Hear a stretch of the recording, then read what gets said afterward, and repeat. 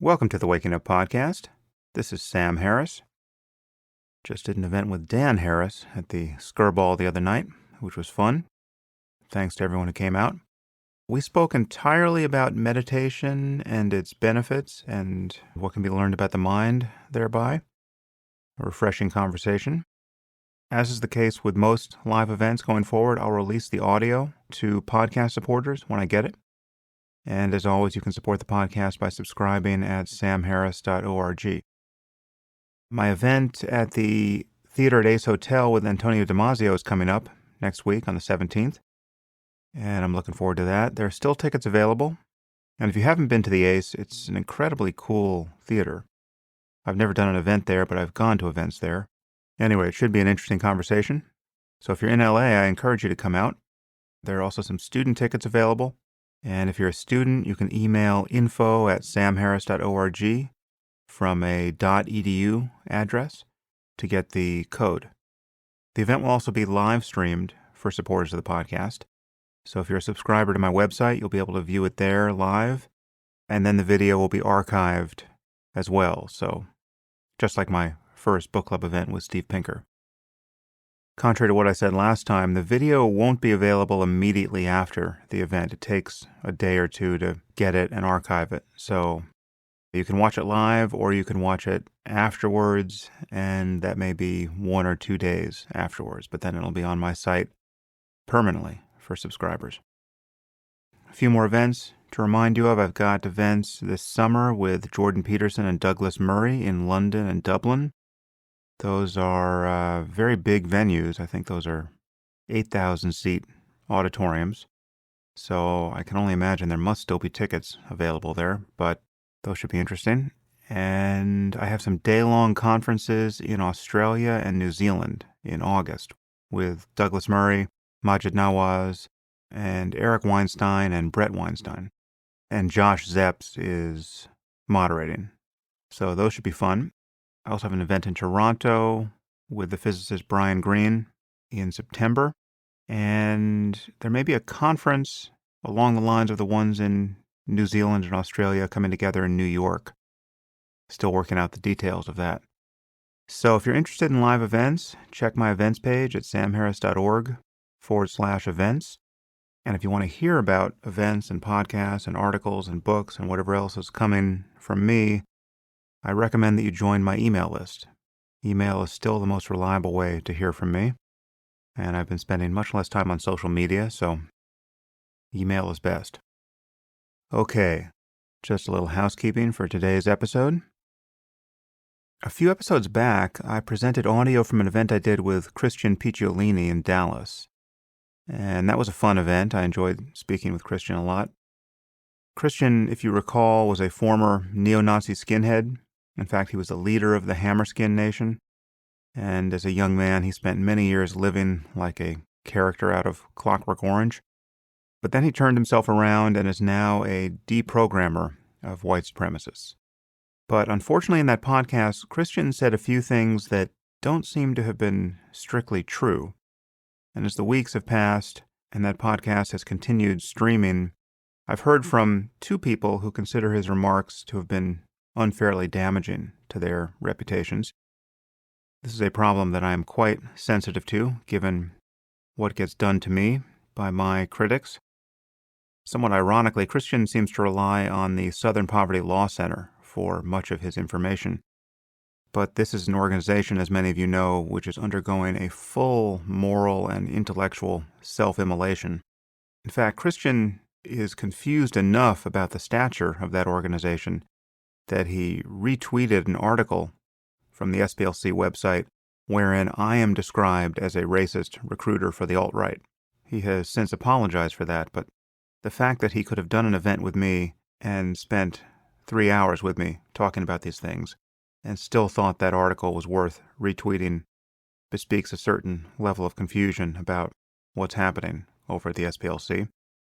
Now, this is an organization, I remind you, that my friend Maajid Nawaz is now suing for having put him and Ayaan Hirsi Ali on a list of, quote, anti-Muslim extremists.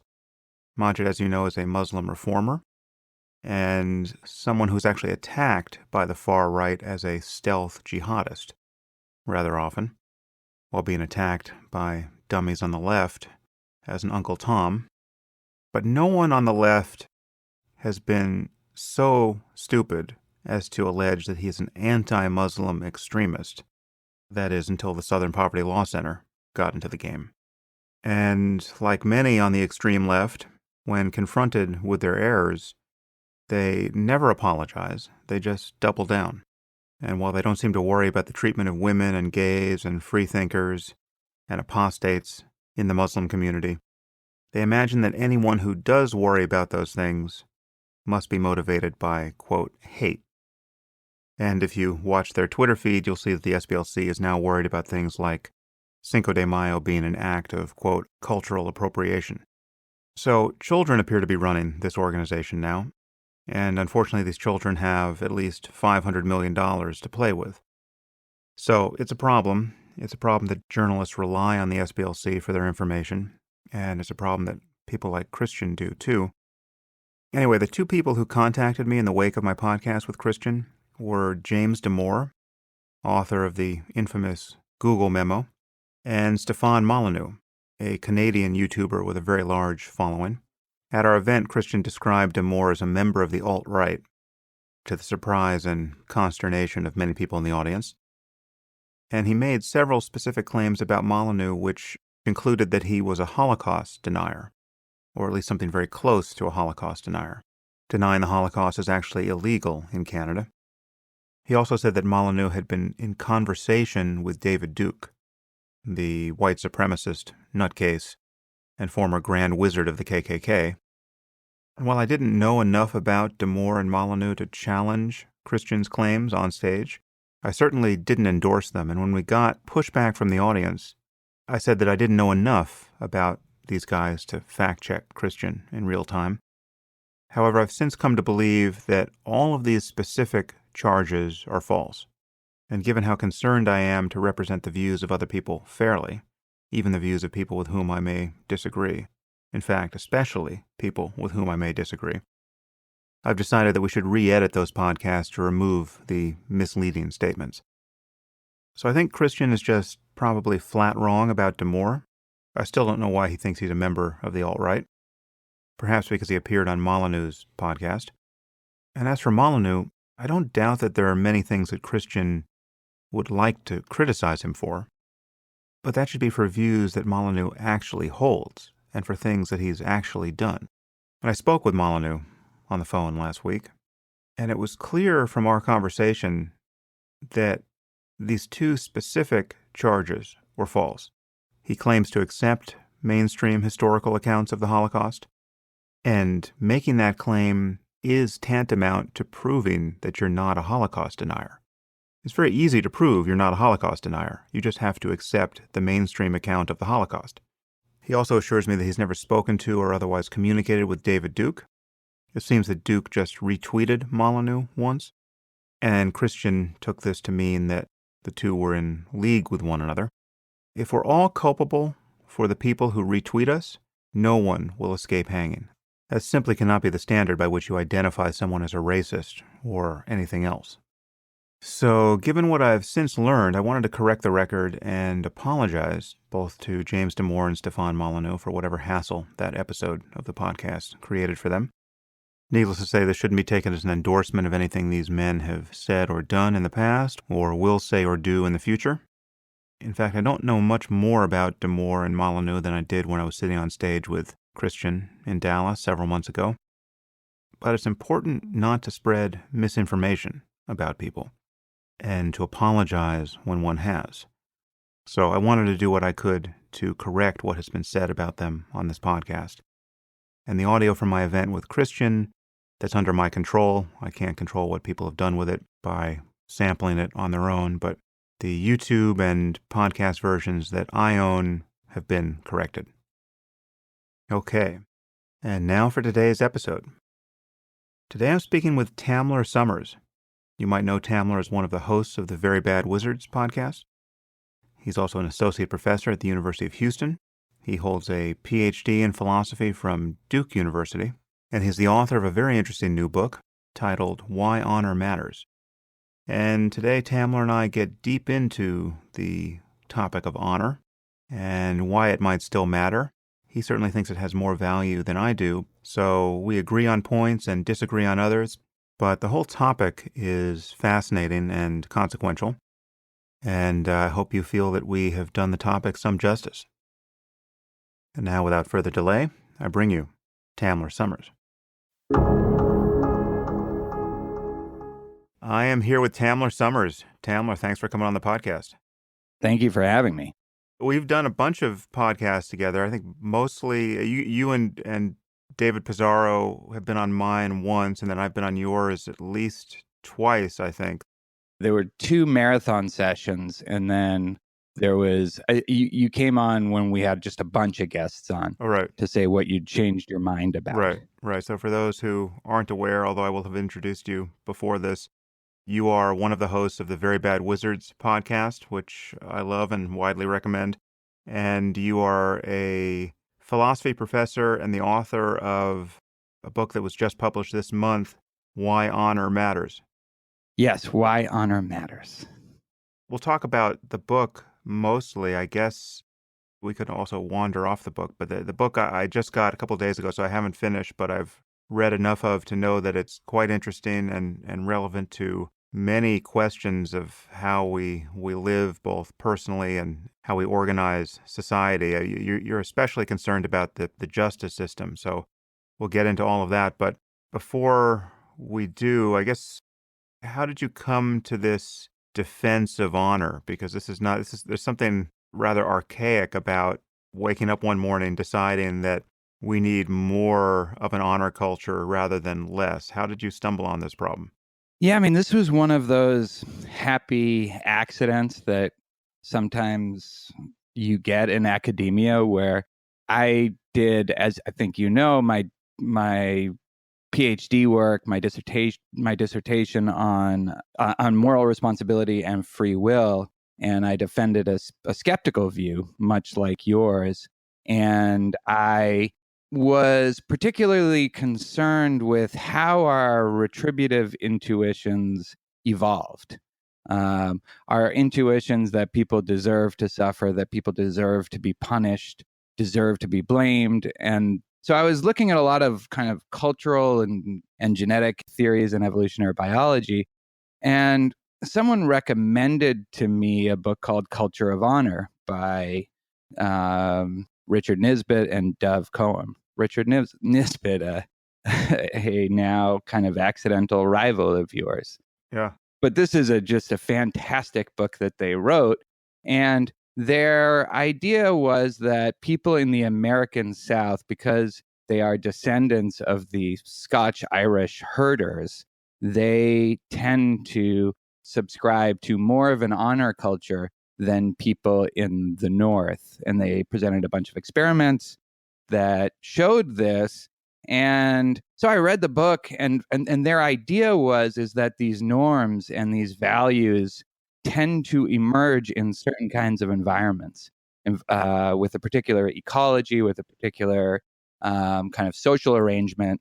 And that just led me to kind of explore those norms and the differences in the values that they had compared to non-honor cultures as it related to responsibility.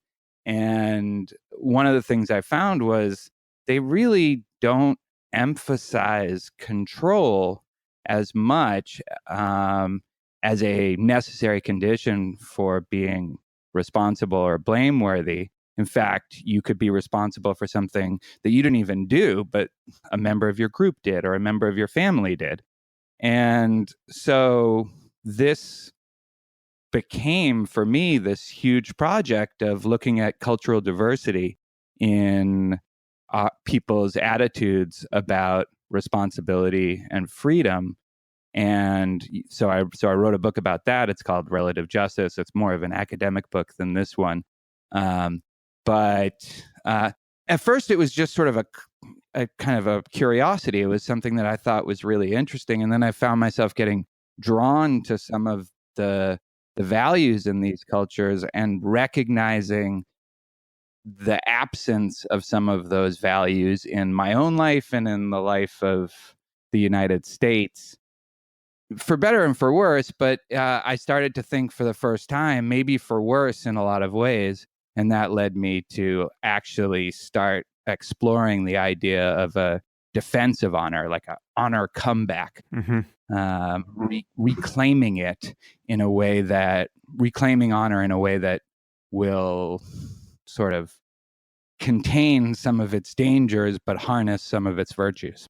I mean, it's interesting because the dangers are so salient to me that I think we'll disagree on many points throughout this conversation because honor and certainly honor culture seems to capture almost everything we want to outgrow as a civilization. And yet I'm sympathetic to many of your points with respect to what has been lost in our current conception of justice. I mean, I certainly retributive justice has a lot that can be improved about it.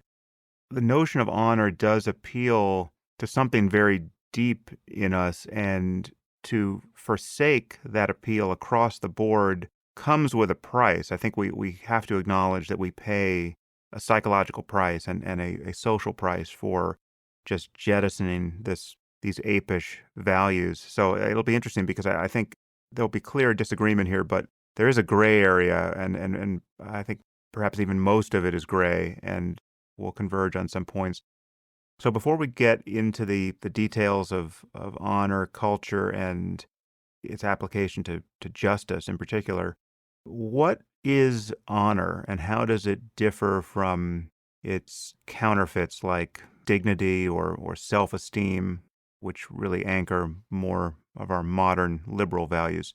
That's unfortunately for me not the easiest question to answer. I think that part of the problem with honor, one of the reasons that people don't talk about it that much, even to criticize it, is that it's very hard to pin down exactly what it is.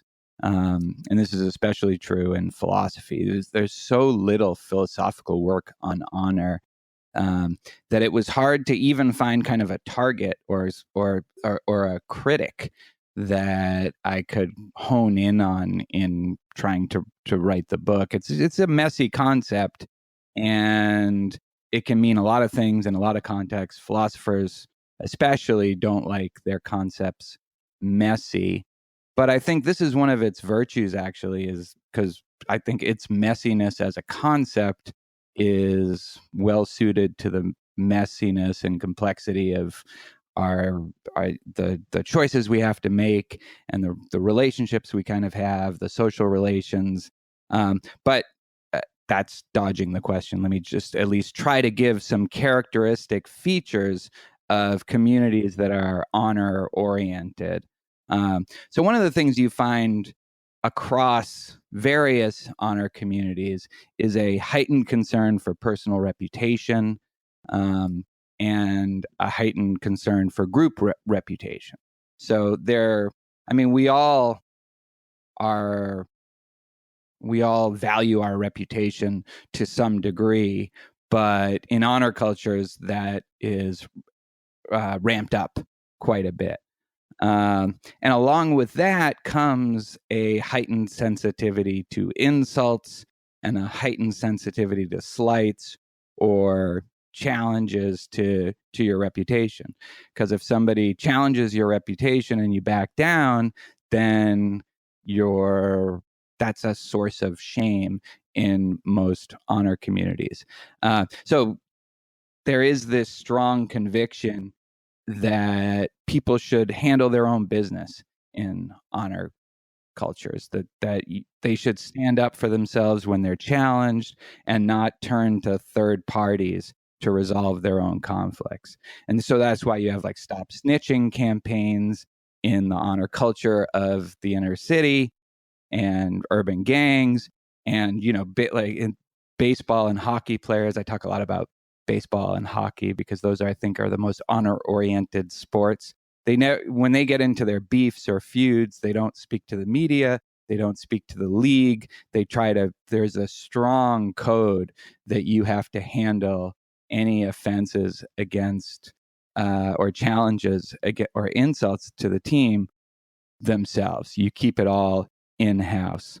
I don't know enough about baseball. I was surprised in your account of the beaning of a batter by a pitcher, the intentionally throwing the ball at him, is part of the culture of baseball to a degree that I didn't realize. I mean, baseball is a lot more like hockey than I realized. That's right. It really is, and it's kind of fascinating, all the unwritten rules. And this is another feature of a lot of honor cultures, is there's just a lot of unwritten norms and codes that go along, that just that are part of what governs the way people behave in these cultures, and they're constantly evolving. They're flexible, but they're very internal, and so from an outsider's perspective, they can be difficult to understand.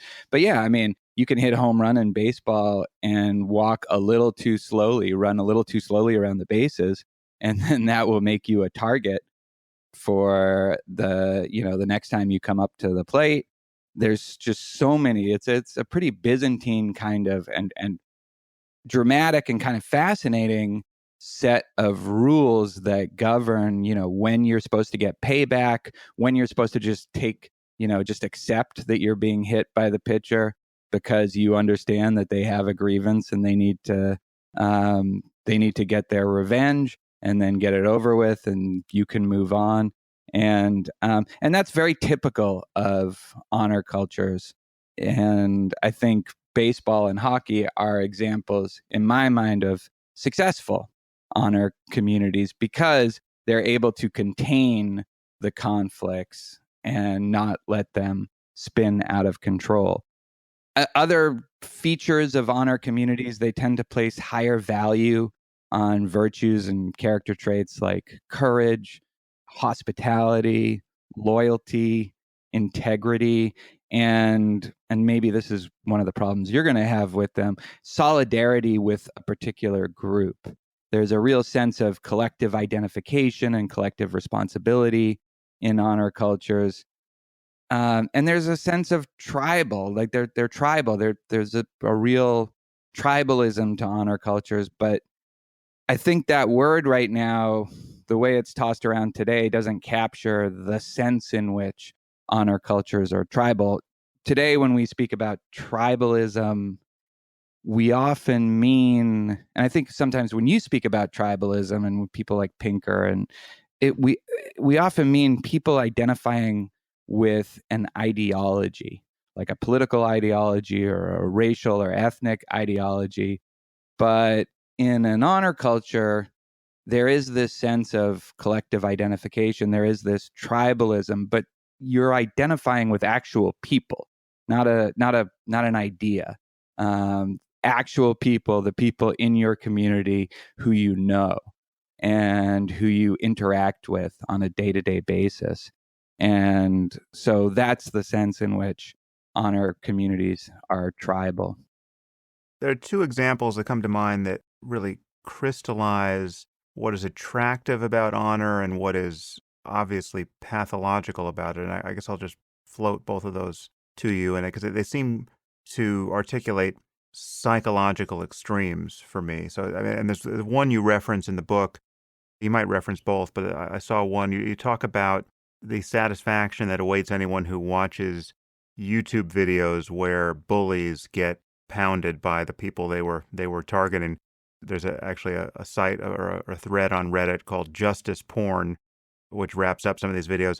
So if you watch these, especially if you're a guy, being a guy, I only know what it's like to actually see it with the brain of a man. But I imagine women feel some of the same, if not the same, satisfaction here. So the prototypical case is, there's some thug on the sidewalk who is harassing people as they pass, and eventually he picks the wrong person, who turns out to be a professional boxer or an MMA fighter and just gets destroyed.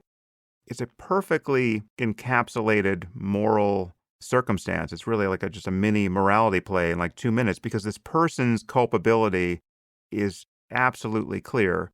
There's no question that this guy, if anyone deserves to get pounded unconscious. It's this guy.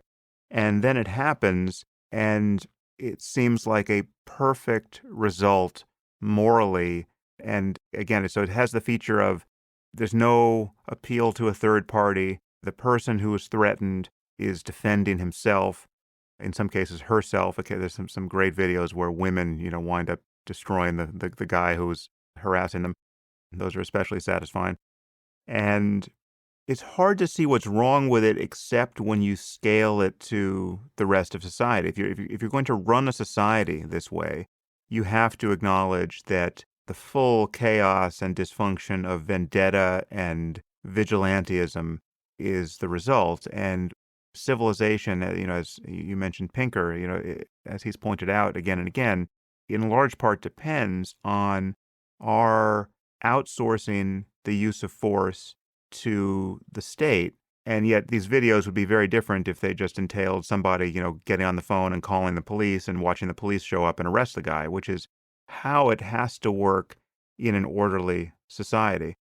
As a counterpoint to this, I would say that almost the reductio ad absurdum of honor as a force for good is the concept of honor killing, which you see it's very widespread in the Muslim world. It's not only there, but in traditional societies, it's often imagined that the honor of the family is fatally threatened by any sexual indiscretion on the part of any of the women in the family. So if a man's daughter refuses to marry the person he's chosen for her, or has sex out of wedlock, or just is caught holding some guy's hand to whom she's not married, in these societies and in these communities, even within our own societies, you often hear about a father or a father and a brother killing a young woman for the imagined offense to the family's honor that has been given here. And so, if you could see a YouTube video of that, there'd be none of the satisfaction for anyone standing outside of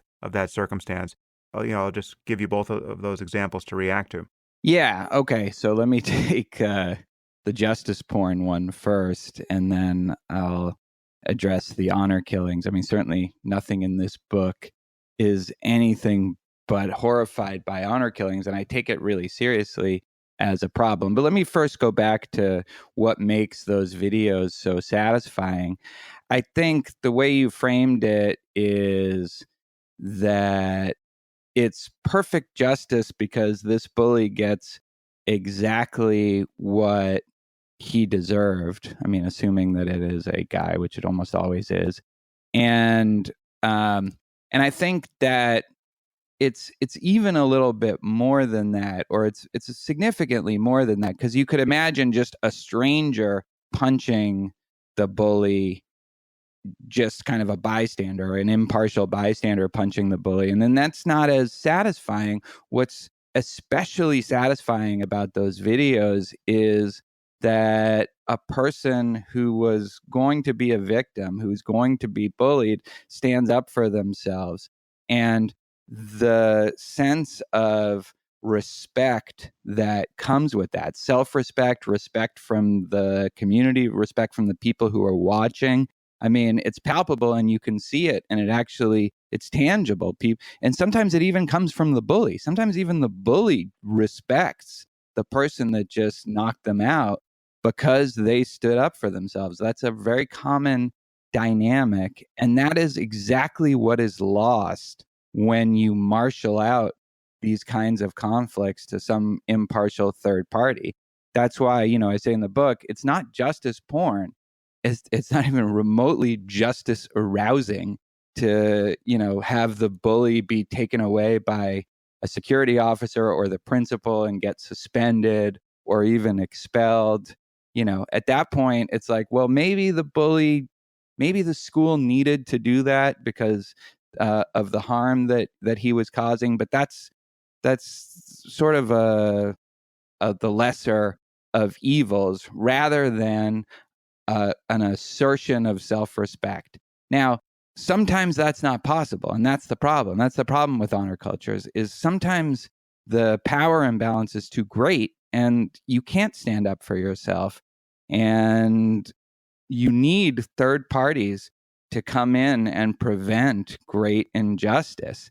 And that's where this idea of containment comes in. But we shouldn't lose, and this is one of the things I feel like we've lost. We shouldn't lose or reject the value of standing up for yourself, of being willing to take a risk that maybe you will get your ass kicked or something, but at least you are showing that you can't be pushed around, and you're not immediately turning to a third party to handle a conflict that directly involves you. Okay, so that's the justice porn one. That's the easier example for me. Honor killings, I think, are an extreme example of one of the problems with honor, which is that there is very little restriction on the content of honor norms. So all honor groups have norms and codes that determine how honor and dishonor are allocated within the community. And there are some commonalities, but there are also a lot of differences. And there's nothing within the sort of honor morality that constrains what those codes are. So if you have a community, like certain cultures, where just the suspicion or the reality of extramarital sex on the part of a family member will reduce the honor of the family, that will make the family dishonorable. And you called that imaginary, and it's imaginary. It's not imaginary for them.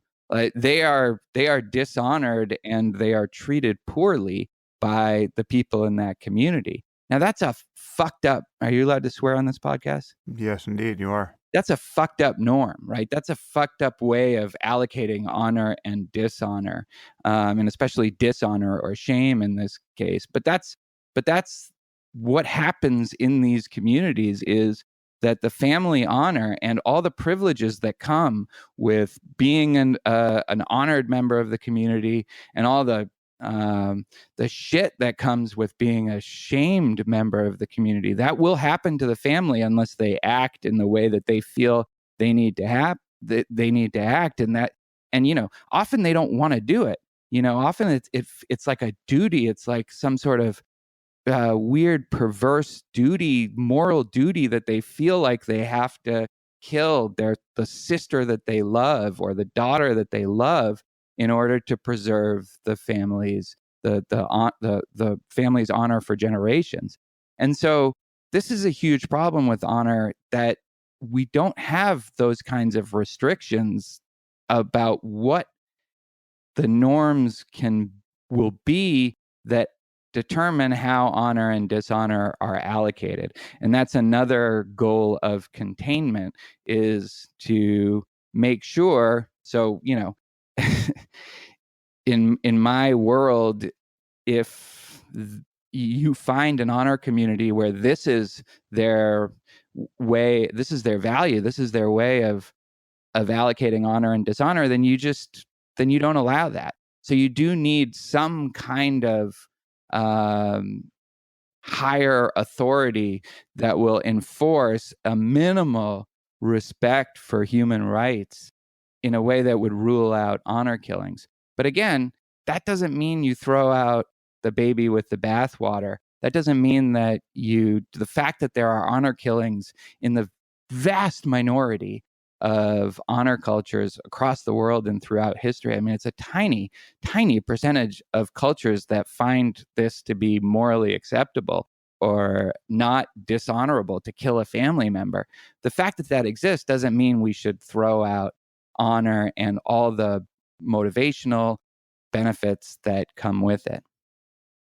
I guess the thing I would argue here is that the only thing that would value honor appropriately, morally and psychologically, and the only thing that would contain its perversions would be some kind of consequentialist understanding of its effects on individuals and on society. So, I mean, the reason why it's bad to have notions of male honor that extend to the sexual behavior or even the sexual misfortune of women in the family. So I mean, as you know, honor killings even happen when a girl gets raped because she's viewed as sullied by having been raped. I mean, that's like the perfect case of moral lunacy, where a father kills his daughter because of the shame that has been brought to the family over her rape. So you would want to argue that that kind of honor is pathological on the grounds that it creates immense human misery for no good reason and doesn't create any benefit that outweighs that misery. Whereas in other cases where you're talking about things like hospitality and the kinds of moral heroism that can be motivated by things like honor and can't quite be motivated by its cousins like self-esteem Or dignity. Yeah. or dignity. Yeah. And then you want to argue for its place because it does good for us. But again, like even going to the best possible case, or at least the best case we've mentioned so far, which is these justice porn videos, there you can argue that there's a higher norm to which even people who were chock full of honor would adhere in those circumstances. So, for instance, I've spent a lot of time thinking about self-defense and violence, and I've spent a lot of time training in martial arts, and I'm surrounded by people who have a tremendous amount of martial honor, but because they have so much honor and so much experience, I mean, these are, world champions in Brazilian Jiu-Jitsu and, SWAT team members and Navy SEALs. I mean, people who are just, who have absolutely no doubt about their ability to handle situations of, interpersonal violence. These are people who, when they, walk around in the world and see behavior of the sort that, we're seeing in those videos, they're not the guys who run up and punch the bully in the face. Because one, they have absolutely nothing to prove from that contest. I mean, they know they can punch the bully in the face. If they decline to punch the bully in the face, they will not lose sleep that night wondering what it says about them, right? They're not going to be racked by doubt about their own martial abilities. They see these things in very pragmatic terms, and they just realize they have a lot to lose if things go haywire. They've been in enough fights themselves that they know what follows. They know, you punch a bully in the face, and your hand gets cut, and you've got his blood in your wounds, and now you have to worry about whether or not you need an AIDS test. There's the possibility of getting arrested and having witnesses misunderstand what happened there, and now you have, criminal or civil charges against you. There's a huge hassle awaits you if you get involved in any of this stuff. And so when you talk to people who understand human violence really deeply, these are not the people who you see meting out vigilante justice in those kinds of videos, and nor would they if when you talk about what they would do in those situations. This becomes especially true when you imagine what it's like to walk around armed. I mean, people who I know who carry concealed weapons, you don't get into shoving and punching encounters with strangers when you have a gun on your belt, because you're then two steps away from having to decide whether you're in over your head, and now it's escalated to a lethal encounter with all of the legal ramifications. So people who are walking around armed are often just the first to just dial 911 and not go near situations like that. Right. And that, I mean, at a certain point, the consequences do become too dire to do the thing that I think honor cultures and honor codes tend to promote, which is to handle your business and not involve some sort of stranger or a third party. I mean, I want, but to respond to your claims about the Navy SEAL people, the jujitsu experts that that's a very common feature of honor cultures, that if it's clear that they can, if they needed to, if called upon, respond to some sort of insult or challenge to themselves, then they often don't need to.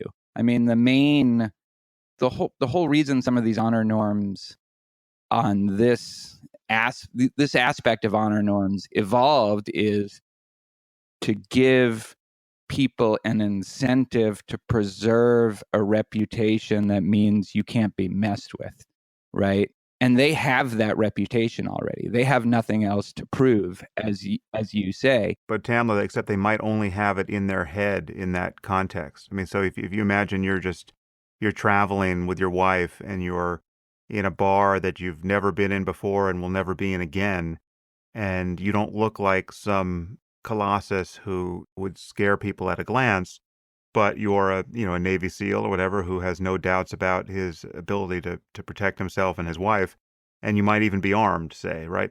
And so somebody at the bar challenges you and even insults your wife, like the prototypical case where you would have, as a man, you would feel tempted by, a million years of hominid evolution at your back to defend yourself and your partner. That is precisely the situation where it's most tempting, where people who have this kind of discipline see the downside and just walk away and actually don't save face in that context. The bully has the satisfaction. But there's no community to save face to there. These are strangers, as you say. So there's no real incentive to save face because nobody knows who they are in the first place. There's no reputation to either lose, preserve, or augment, right? And I don't know, like, I want to interview one of these people right now and ask what would happen if they're at a bar with their wives or their daughters and somebody does insult them or seems physically threatening or starts to hit on one of their wives. I don't know if they're really going to walk away from something like that if they feel like the consequences of engaging that it's not going to lead to a gunfight, which most bar fights don't lead to gunfights, and most conflicts don't lead to anything worse than just somebody getting their ass kicked. Obviously, there's what they think would happen or should happen, and then there's what would actually happen when push comes to shove, literally. But, I've had many of these conversations and I know what people aspire to do in those situations based on what they consider to be a higher ethic that even does preserve this notion of honor. I mean, if you've come out of an honor culture like, the Navy SEALs, right? I mean, so the Navy SEALs are badasses. They have, their training has many of the features you describe of an honor culture. Yeah, I talk about them a lot in the book, actually. But the net result, when you export that to living in a more cosmopolitan society, it becomes reduced down to a kind of higher ethic, which is, it would be a kind of failure if it's a failure to have avoided conflict that was in fact avoidable. And avoidance is still a kind of master principle there, given all of the uncertainty that comes with conflict. And yet there is a kind of, I mean, if you're honorable enough, if you're secure enough, I mean, I guess this is where self-esteem maybe swallows honor.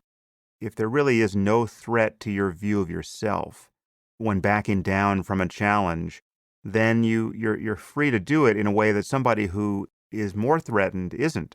The person who's easily goaded into a fight that he can't win just because he finds it so intolerable to lose face, that's a person who's just a monkey being manipulated by eye contact and insults. Yeah, I mean, so I think we agree about this in this sense where there's nothing about honor that suggests that in every context you need to act in a certain way. I mean, this is one of the best things about honor codes and honor values is how flexible they are. And so, in contexts where standing up for yourself or standing up for your family or standing up for your friends isn't appropriate according to their codes, then they're not going to do it. And you're right also that you need a certain level of self-regard and confidence in your abilities that you won't be lying awake in bed for the next 2 weeks kind of thinking about how you should have stood up to the person or how you should have said something or how you shouldn't have just walked away and listened to them taunt you or whatever it is. If you have that level, this is, I think, this isn't just true when it comes to violence. This is true in most aspects of life. When people insult you in a way that you don't feel like they have the standing to really affect your reputation and the way you view yourself, then it's easy for that to just glide off of you. But when you're in a situation where you do feel like your self-respect is at stake and you do feel like your reputation amongst people you care about is at stake, well, then that's a different story. But in the kinds of situations you're describing, it it doesn't seem like either their self-respect or their reputation is at stake here. So yeah, you absolutely in those kinds of situations can do the thing that will uh not lead to some kind of unpredictable calamity or something like that. And in some ways it's a point of pride. It's like a kind of a warrior value to be able to have the kind of self-control that you don't get triggered like that in situations when it's not warranted. I mean, that is a big part of warrior culture, a big part of a code. I mean, you see this with samurais, is restraint, not giving in to violence when it's not called for, is as much of a virtue as being violent when it is called for. The real concern with honor as a major plank in one's morality is that it creates a kind of attractor state where incentives get all screwed up, and the problem is that it is dependent on how others view you, or at least how you imagine they will view you, and then that begins a kind of spiral of needless norm enforcement, which becomes highly non-normative if you stand back outside of that culture and look at the consequences. And so there are many examples you give in the book.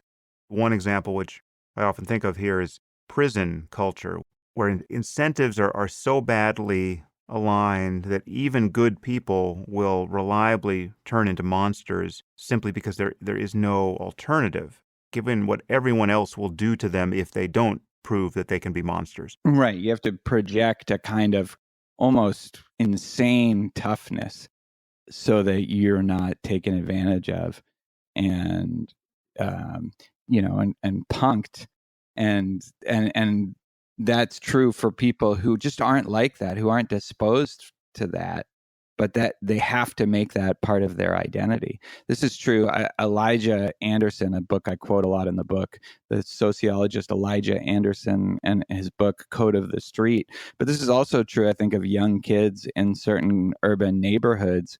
And these are kids that they want friends and they want to have a normal high school experience. They want girls, but they also want to not not be sitting ducks for the more aggressive kids in the neighborhood. So they have to establish some kind of reputation for toughness so that they're not taken advantage of and thought to be weak.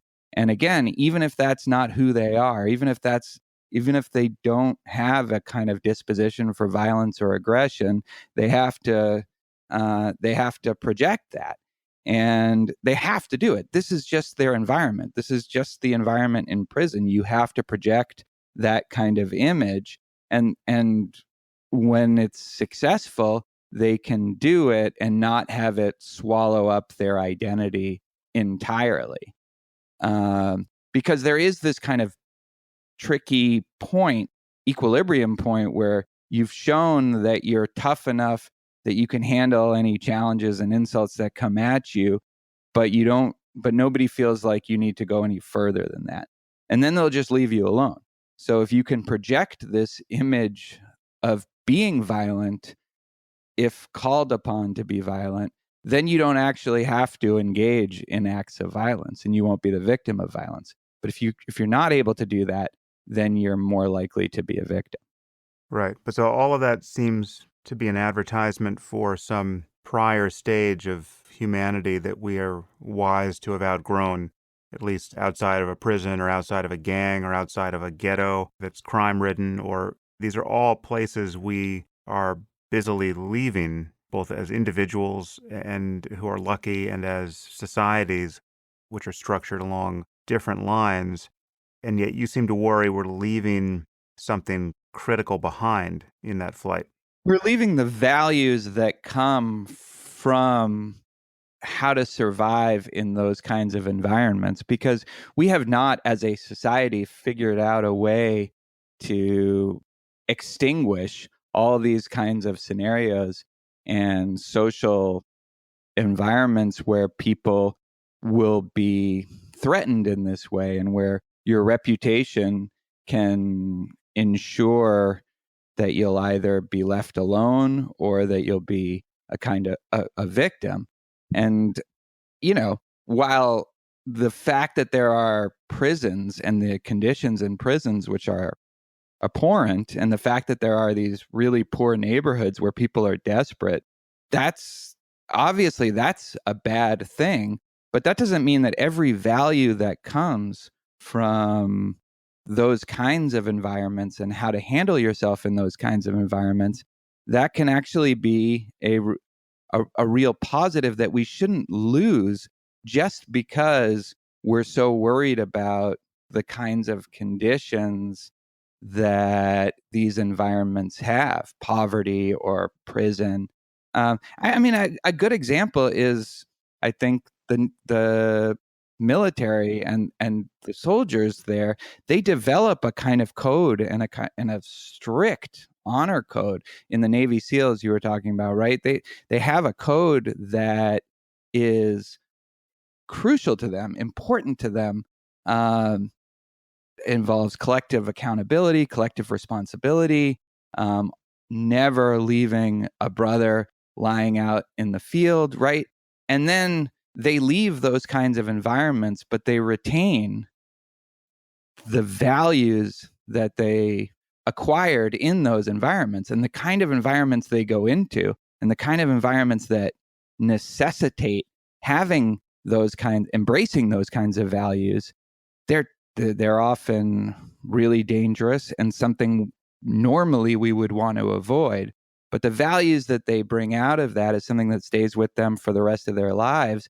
And I'd be surprised if you found any Navy SEALs or really military anywhere saying that they want to turn away from honor and the kind of honor values that were instilled in them when they were at war or in boot camp or wherever it is that they really started to internalize it.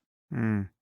There are just these other parts of the honor picture that seem dispensable in the end, and maybe we can purify this notion of honor to something that is compatible with a more modern, liberal, consequentialist value system. But you mentioned tribalism briefly, and also the notion that of kind of collective responsibility for things, so that even if you do something terrible to another person, he or even a member of his family could retaliate against you, obviously, but not even necessarily just against you, but anyone close to you. So if you kill someone, well then their family can kill your brother, say, as in retribution, and that somehow honor makes sense of that instrumental violence, where you're targeting someone who's actually not responsible for anything here, but because of their association with the responsible party,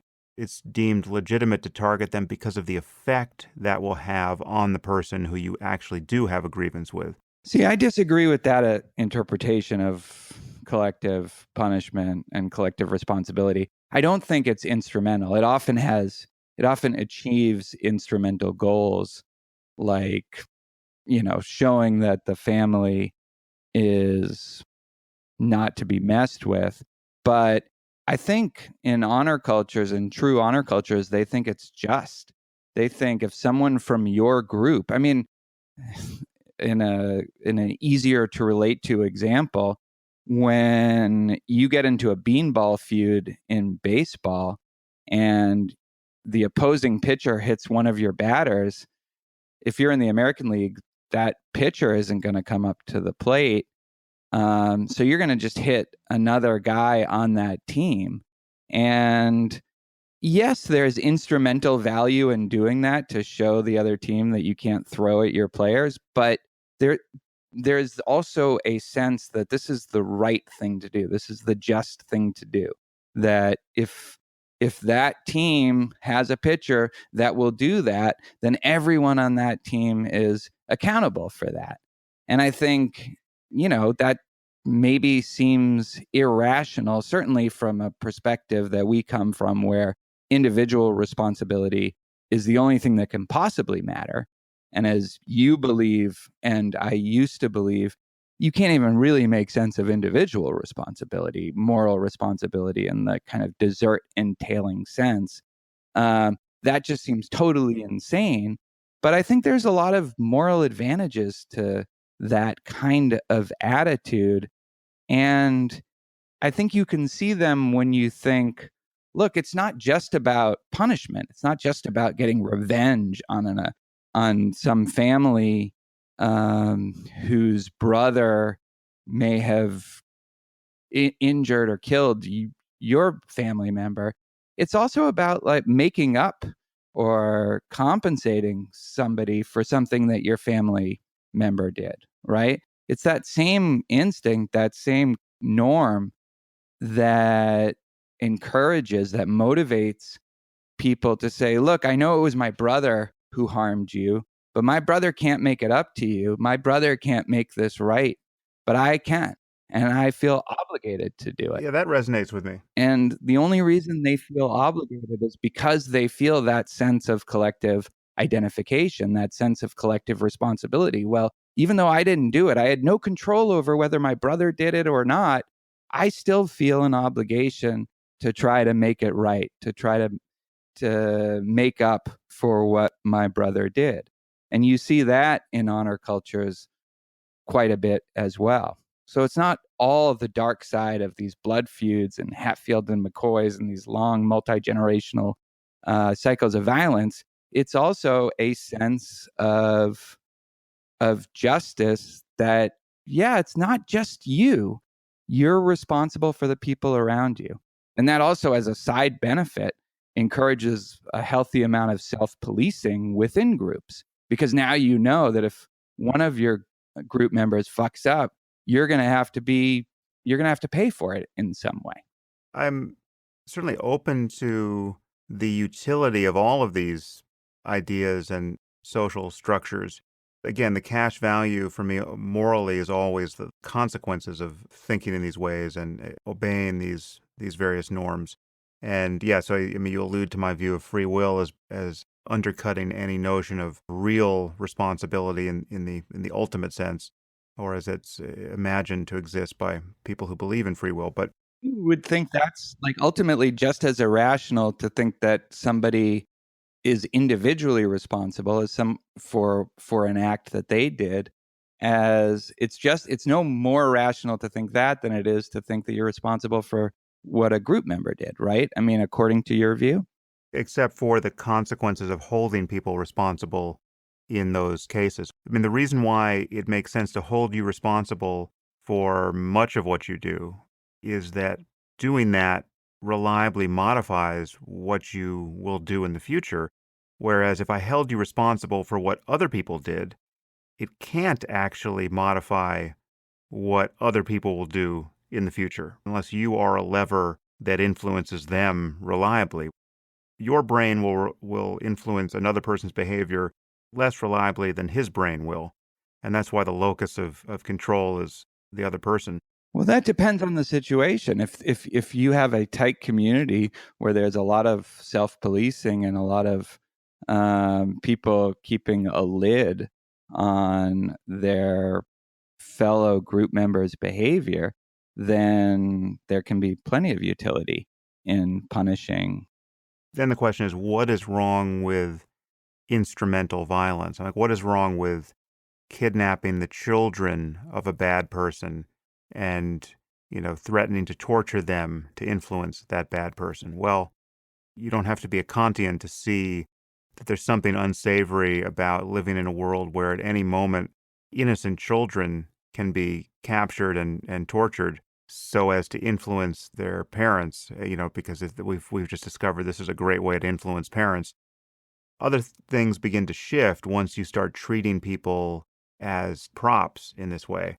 I mean, the reason why a focus on the individual seems to be such a good moral heuristic so much of the time is that it is what it is to treat people as ends in themselves, right? And that seems to maximize things like the golden rule and an actual concern for both the effects of your actions on others and how those others will be changed and how they will behave in the future.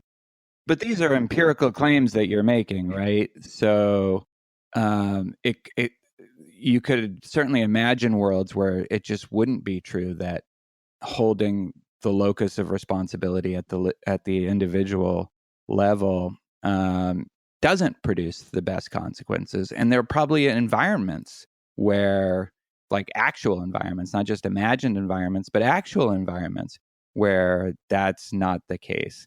I mean, that's the whole Nisbet and Cohen idea of why honor norms arose in the first place, is the environment was conducive to them. There was very limited third party enforcement.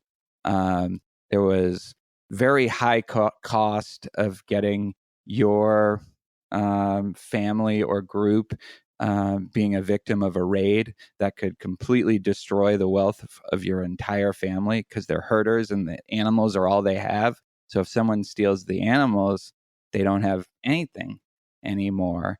And so you have to project a kind of image that deters people from making the attempt to steal the wealth of your family. And projecting that image requires that you don't just hold individuals responsible, you hold potential raiding groups responsible for what an individual within that group will do. So, I mean, you might be right that individual responsibility leads to the best consequences in all environments, or No, it is an empirical question, but these environments that seem to function by other norms or honor-based norms are these kinds of environments that are more akin to a state of nature or a moral emergency or some psychological experiment that we are quite happy not to be living in. So whether it's a prison or a gang or a war or a condition of such scarcity where if there's a challenge to your status, everything you've worked so hard to attain is ruined. There's no social safety net. There's no Leviathan to come in and help and restore order. It's all on you at all times. Otherwise, your children will be devoured. The further we get from those conditions, it seems more and more we discover the wisdom of outsourcing uses of force and coercion to a third party. yeah, I mean, I guess this is probably where we might have a point of disagreement as well, because I think Leviathans have serious costs. And I think you see that in the United States.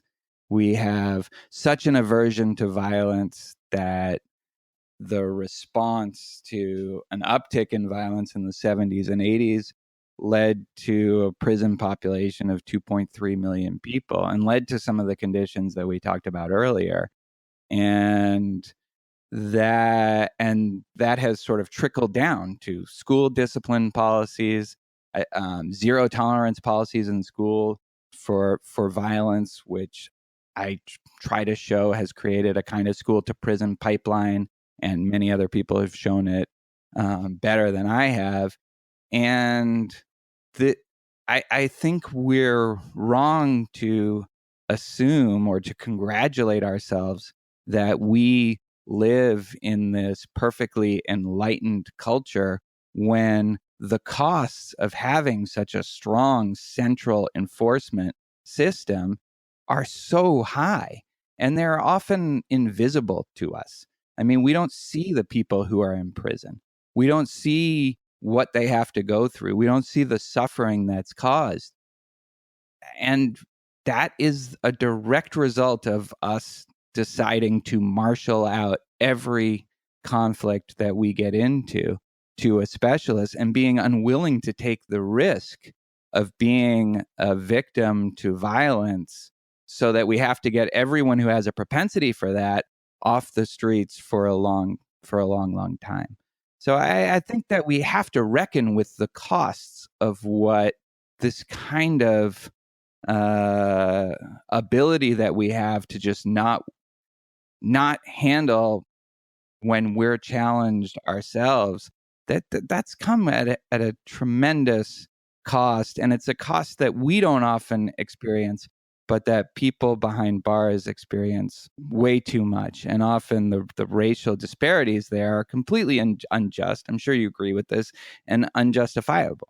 Well, so that's interesting. So I think your description of the incarceration problem, at least here, I don't know about in your book, leaves out the important variable of just how insane the war on drugs has been. If you didn't lock people up for truly victimless crimes in this society, then the people who would be in prison would be the people who had proven that they were willing to use violence to, at minimum, rob others. But what percent of people in prison, of those 2.3 million people, uh, do you think are there for nonviolent drug crimes?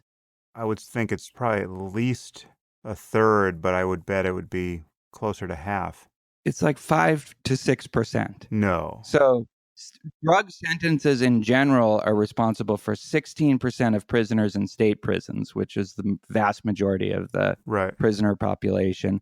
And only 5 to 6% of that group are low level and nonviolent criminals. So it's not just drug crimes that have Has that got. changed? Has that changed recently, or is I mean, have we just quietly let out a lot of nonviolent drug offenders, and I didn't notice, or were there never that many in prison in the first place? Yeah, I mean, I think just how insane it is that we lock people up for possession of marijuana or various other drugs has led us to think that that's a bigger part of the problem than it actually is. I mean, I think it's kind of a self-serving myth to tell ourselves that if we just didn't lock up people for nonviolent drug crimes, then our mass incarceration problem would go away. In fact, there were a couple books recently, I don't have them handy right now, that shows that if we really want to make a dent in the prison population,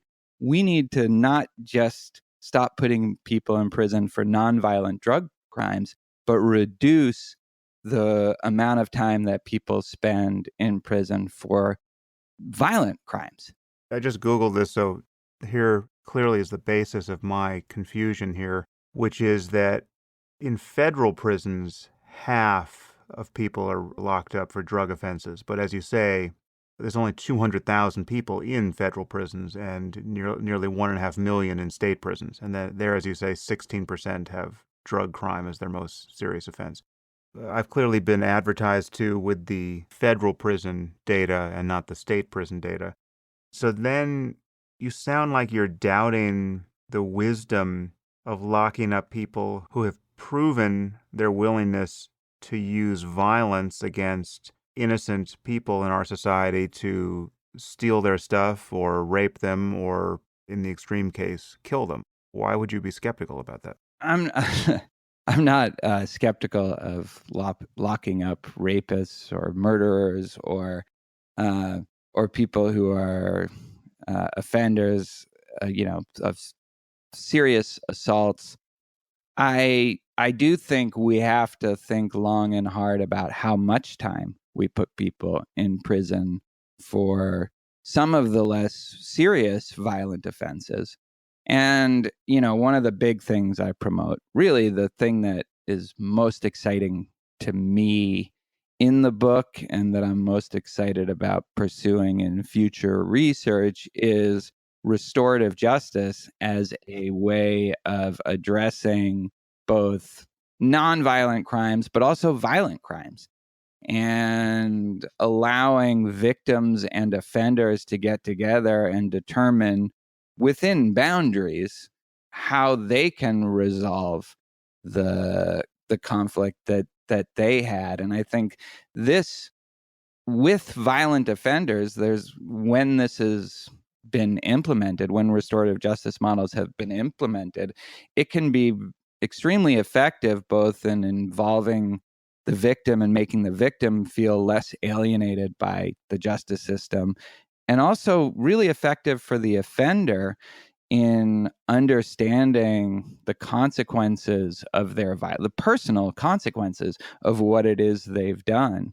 And so it is an effective way of promoting or just getting the the offender not to offend again. You see really low recidivism rates among people who have gone through the restorative justice process, but that does mean that they will get less prison time in many cases than they would have otherwise.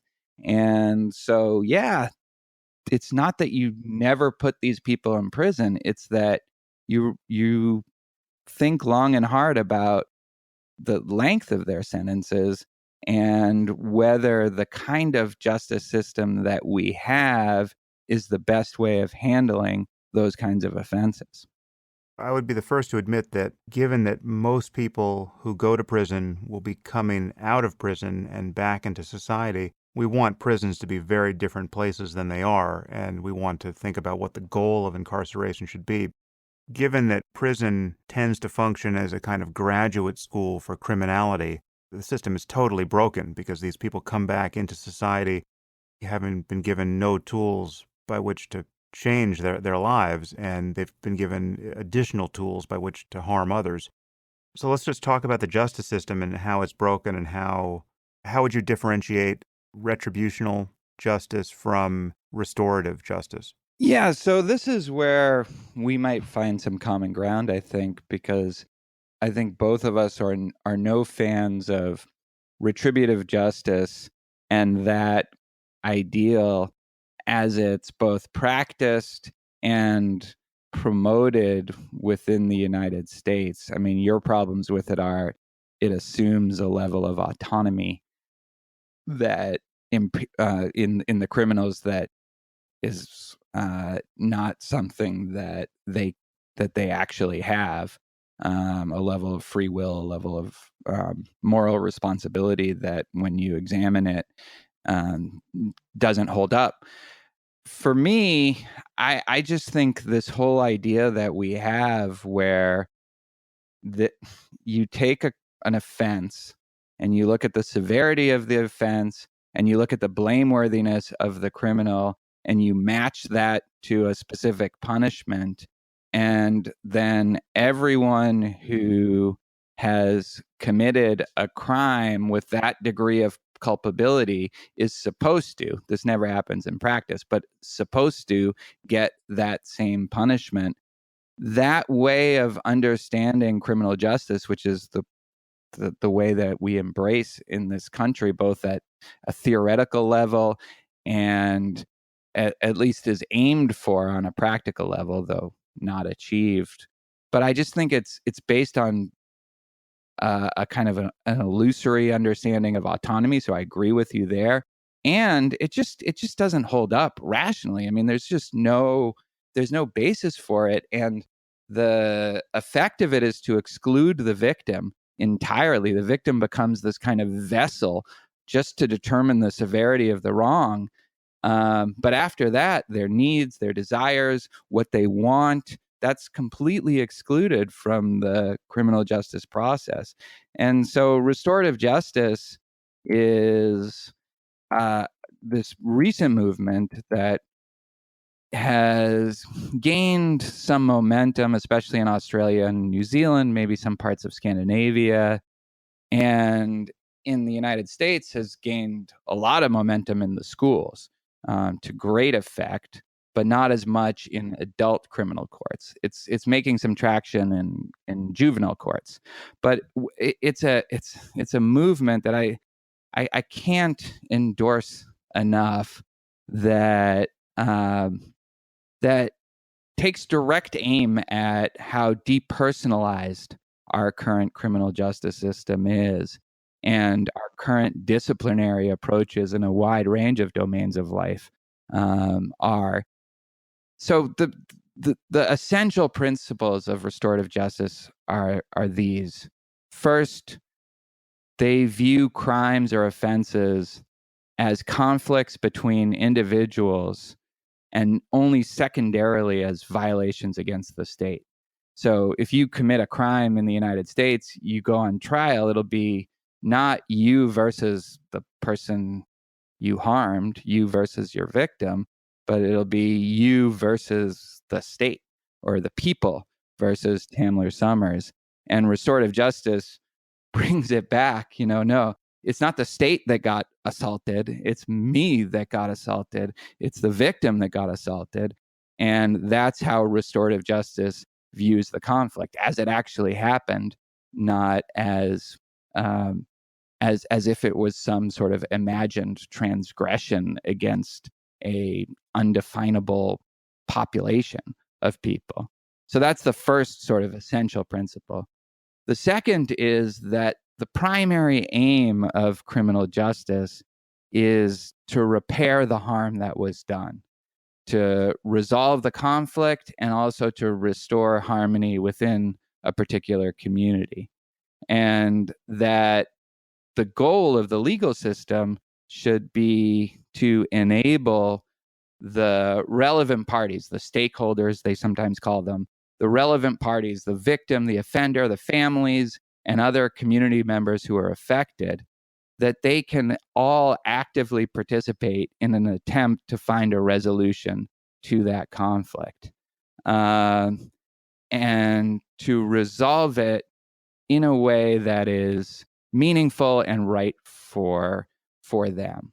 This is something that Charles Barton, who's a big advocate of restorative justice, says. And it's funny, it gets attacked from all sides because it's so localized, and because it has sort of right now not too much theoretical grounding, but when it's implemented, the effects of it are so tangible and so positive that you just have to either read a detailed account, sit and watch an example of a restorative justice mediation circle, and you just see the benefits of it, and not just consequentialist, although I think there are definitely consequentialist benefits from it, but it just feels more just, in the same way like the justice porn.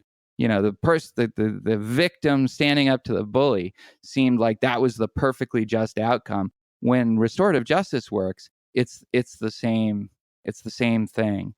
And so it's something that I promote in the book. In chapter 6, I try to expose or illuminate the fraudulence of the theoretical underpinnings of our current criminal justice system, and show how restorative justice can help us remedy those problems. But this is also something I want to pursue in my next project in more detail. So I would say that if there are benefits to it, that they have to be consequences. I mean, you just have to extend your notion of what a consequence is to include it seeming more just and all of the satisfaction we get from that experience. Well, that's fine. I'm happy to frame it in those terms. So let me give you some examples here and just track me through how restorative justice would respond to them. So, somebody breaks my hand, either through negligence or through, criminal intent. It's obviously a bad thing for me to have my hand broken, but it doesn't completely derail my life. But if I were a surgeon, whose livelihood depended on the use of both hands, that would be a very different sort of crime or debt between me and the perpetrator that would have been formed there. And you can think of other cases where I'm one of the greatest pianists on earth, and now that I have a broken hand, I'm no longer one of the greatest pianists on earth and never will be again, let's say. So you can imagine in that case, the handbreakers of the world would experience a very different outcome in court depending on whose hand they broke and the size of the debt incurred. Is that what? I mean, it would depend on what the pianist or the doctor wanted. You know, you're right that the harm there turns out to be greater than the offender could have possibly foreseen. I take it that's the point of this story, that the offender had no idea that he was actually assaulting a pianist or a doctor that depended on the use of their hands. He's just into breaking ordinary hands and didn't realize he was Right. breaking extraordinary Extraordinary hands. hands. But, that doesn't mean that the doctor or the pianist will be more vindictive in how they want the matter resolved. It's possible that they are, but that they will be. But, these are the kinds of things that just get worked out in the mediation process. And I should say that these kinds of mediation processes, they take their inspiration from the way that honor communities and honor cultures, tribal cultures handle conflicts as ways of trying to, I mean, you take that person in the current criminal justice system, and the pianist still has broken hands, and now the offender can't really do anything for them, right? They can't talk to them, they can't explain why they did what they did, and they're just going to end up going to prison. The pianist is no better off, right?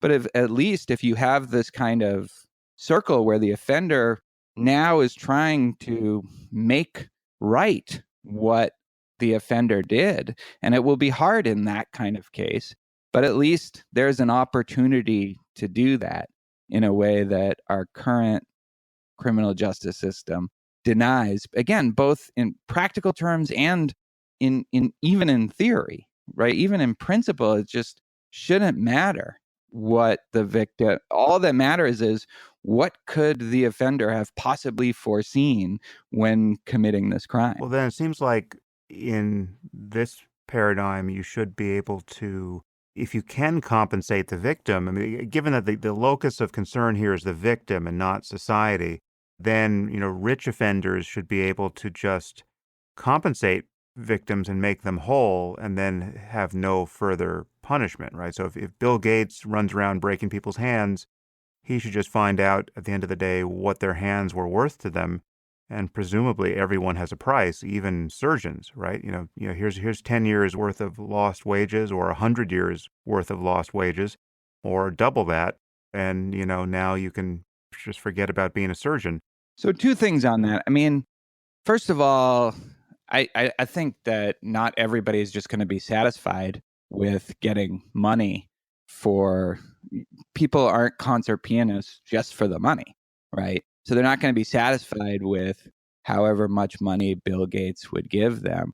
But secondly, the kind of restorative justice model that I favor does have both a floor and a ceiling for the kind of punishment or the kind of outcome that can be reached through the restorative process.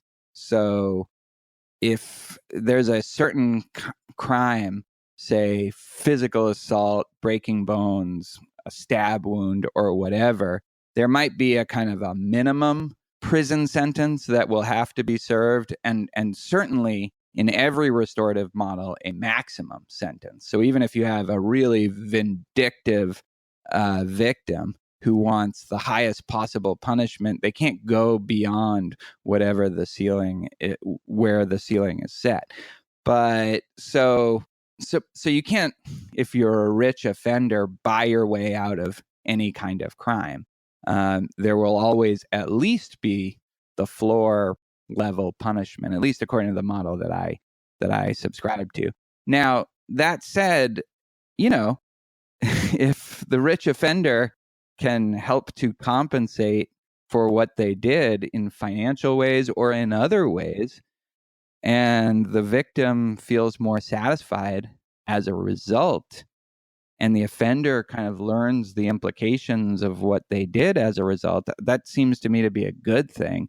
And what needs to be resisted is this idea that everybody has to get the same punishment based on what they knew at the time they committed the offense. I mean, that's the idea, that's the obstacle, that is the obstacle to restorative justice, because that won't happen. Now, it's ironic in some ways that that's an obstacle, because it certainly doesn't happen in our current criminal justice system. If a rich offender commits a crime, they're going to get a much lighter sentence in our current system than a poor offender committing that exact same crime.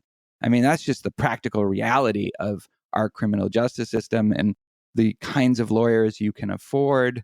The difference between a high-priced lawyer and a public defender is stark. So you're going to have that anyway, but the thing that our criminal justice system can boast is, at least in theory, that wouldn't be possible, or that wouldn't be considered just.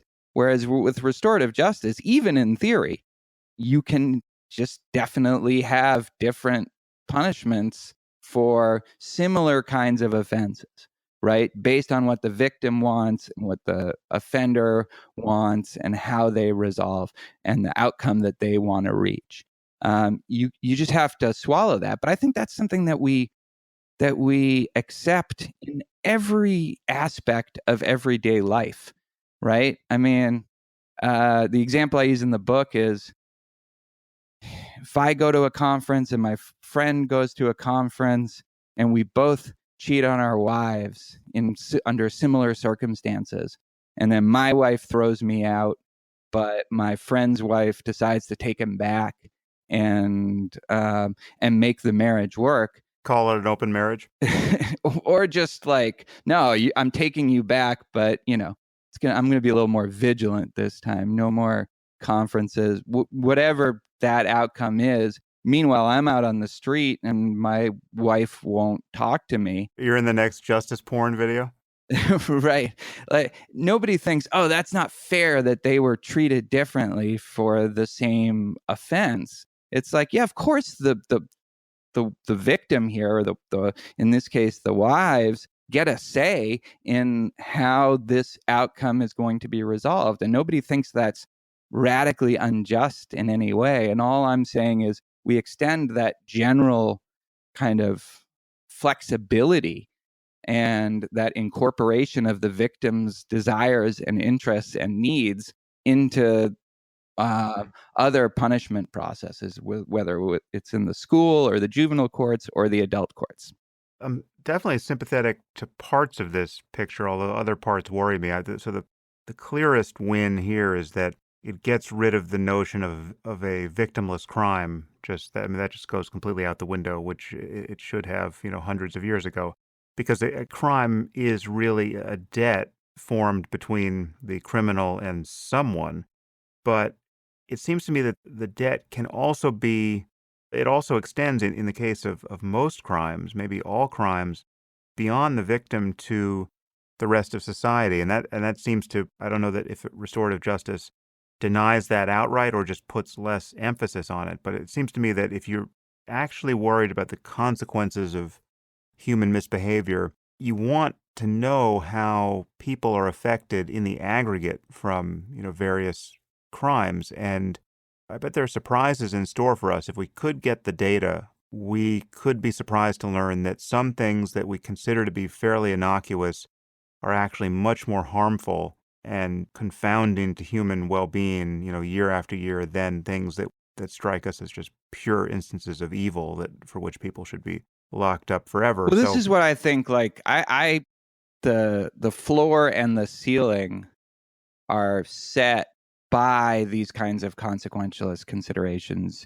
you're mentioning, right? So I do think that no matter what the victim wants, if there is a crime that causes harm to society in such a way that the person going free, based on what the victim wanted, based on maybe the victim forgiving the offender entirely, that's just too damaging to society. Yeah, imagine a rapist who's raping only the most forgiving Christians, right? Right, So, exactly. you just go through the neighborhoods raping people who will see it as the core of their moral integrity as to fully forgive the perpetrator. Well, then you Sure. still have to admit that there's a cost to Right, of the course. rest of society having rapists run free. Now, I will say that this example, though, is one that often gets tossed in a critical way towards restorative justice. Usually, not in this context of the damage you're doing to society by letting rapists go free, but more the secondary victimization of the rape victim. So it's bad enough to be sexually assaulted, but now you have to face the person who did it.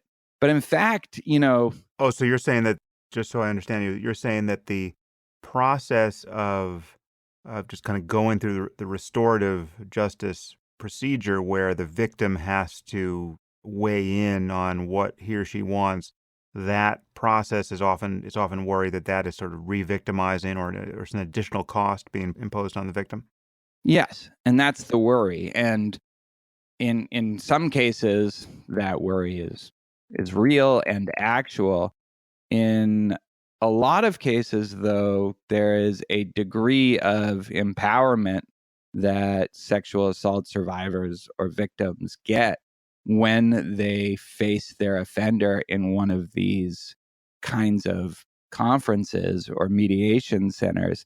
Um, so they did this survey in Canada recently.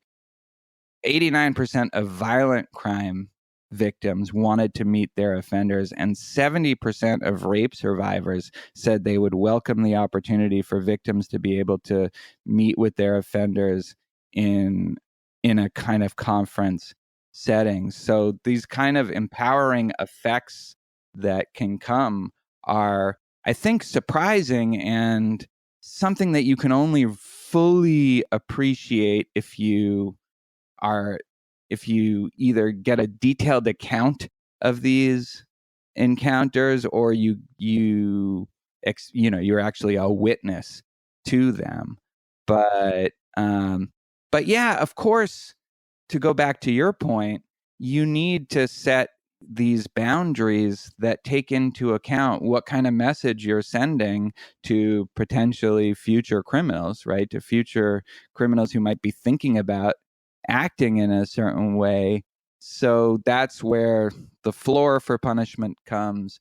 And it's also where the ceiling for punishment might come as well. Although I think the ceiling is more set by by consequentialist considerations that concern the criminal and also the effects of having a really high prison population. Well, what if it's just the case?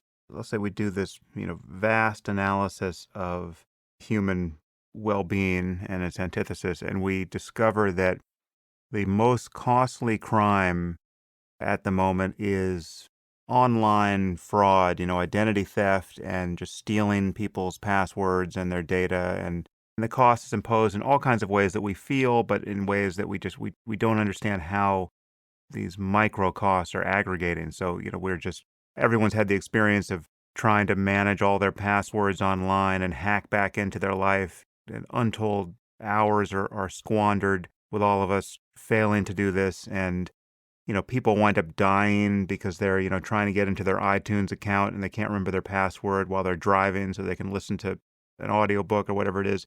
They, drive into trees.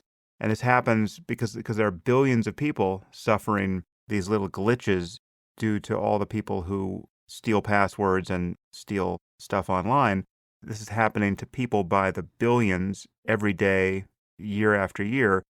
And it just turns out that the price we're paying for having to maintain our passwords and in terms of lost economic prosperity and actual pain and suffering, it is worse than child molesters or anything else that is causing people suffering. So, what if we figure that out?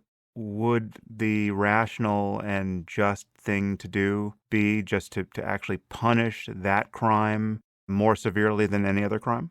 Well, I mean, it's funny that you're raising this in the context of restorative justice for a couple reasons. Number one, that's actually the kind of crime that restorative justice can't really handle because there's no real identifiable victims, or there's so many identifiable victims that you couldn't have the kind of localized process that restorative justice is really effective. Couldn't we run the same calculation though? I mean, if we all recognized, if it just were a fact that we're losing $1 trillion a year in the U.S. to this misbehavior, and we all know what we could be spending that trillion on, because we can translate money into the safety of our airplanes, the safety of our roads, the medical care that's not getting dispensed. I mean, you can translate it into mortality points. If there were no doubt about the actual consequence, couldn't we then just advertise to the teenagers of the world, okay, it turns out crime is not what you thought it was. You all recognize that it's bad to hit someone over the head with a hammer and steal their wallet, but given how dependent we all are on the internet now, and financial transactions online and everything else, any one of you who gets online and starts stealing passwords or infecting computers with viruses or malware, you are actually the worst person in society. Now, whatever you think about what you're doing, we're going to destroy your life if we catch you. Well, I mean, and so you would, right, you would make the punishment for that like as great as the punishment for homicide or something like that. I guess the second reason I'm curious as to why you're raising this in this context is that's exactly the kind of objection, or it's sometimes framed as a reductio ad absurdum of consequentialist approaches to punishment, which is that it could lead to what seems like intuitively an unjust outcome. Let's say you could eliminate shoplifting entirely by just having like execution for shoplifting. If you just execute. But it's a different example in the sense that it's us being surprised by the consequences of what is seemingly innocuous by comparison, and then having to recalibrate because they really, because they actually are the consequences. I mean, I think it would only be just, again, this is just kind of a thought experiment, but it would only be just in my mind if we could successfully advertise this change in values. Surprise, surprise, we didn't realize that all of this good-natured fun you kids were having with your computers is harmful as it is. But, planes are falling out of the sky because of what you just did on the FAA website. So insofar as that would be successfully communicated, then you would have to be, I mean, the mismatch ethically, or at least the concern is that you could have perfectly good people who would have no reason to expect that they're causing this level of human misery, but in fact they are. And so to hold them accountable for that level of human misery seems unjust, because these are not the kinds of people who want to harm people. They just want to steal credit card information, right? Right. No, I get the example, and I get the sort of the idea behind it. What I'm not understanding is its connection to restorative justice, or are we just, it seems more a question about consequentialist approaches to punishment in general. Yeah, I guess I'm wondering whether our sense of having, I mean, our sense of having been victimized is, it may just be a definition of restorative justice that society can't be a victim. One thing about restorative justice, nobody thinks, even the greatest proponents of it, that it can be appropriate for every conceivable crime or even every actual crime. There's just going to be crimes. And I think this kind of widespread fraud that affects, hundreds of thousands of people, you can't get 100,000 people in a room to try to work out how to make that up. I mean, you can have multiple victims. I think we saw sort of not exactly an approximation of restorative justice, but a baby step towards it in the Michigan State thing, where the doctor told all the gymnasts, and then in the trial, in the sentencing process, each victim got a chance to express to The victim impact statements, yeah. they're in the impact statements about what happened to them and uh, and how it affected them. That's a case where there are multiple victims, but still a sufficiently small number of victims that it's possible to even engage in that little baby step towards an actual restorative process. But then, you can't do that in cases of widespread fraud, or in cases where it really is society that's the victim and not an identifiable person. In that case, you just have to use whatever other approach you think is most effective.